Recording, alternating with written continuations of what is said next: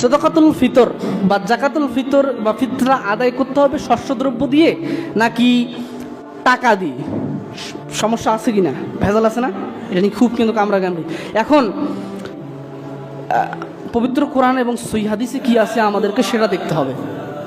পবিত্র কোরআন এবং সহিহ হাদিসে যেটা বর্ণনা পাওয়া যায় সেটা হচ্ছে, যে দেশে যে রাষ্ট্রের মানুষ তাদের যেটা প্রধান খাদ্য, যেটা তারা সবাই খায়, প্রধান খাদ্যদ্রব্য, সেই খাদ্যদ্রব্য দিয়েই কি করবে? আদায় করবে। অর্থাৎ শস্য দানা দিয়ে আমাদেরকে আদায় করতে হবে। যারা ধান অর্থাৎ চাল খাই, ভাত খাই, তারা চাল দিবে।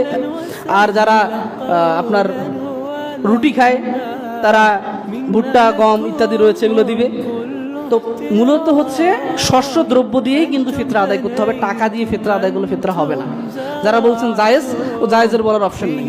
কেন জানেন? একটা বিষয় আপনাকে বলি, আমরা সবসময় খুঁজবো কোনটা উত্তম জিনিসটা, সবচেয়ে ভালো কোনটা, তাই না? জায়েজ খুঁজে আমার কাজ আছে। আমাদের কি করতে হবে? উত্তম কোনটা?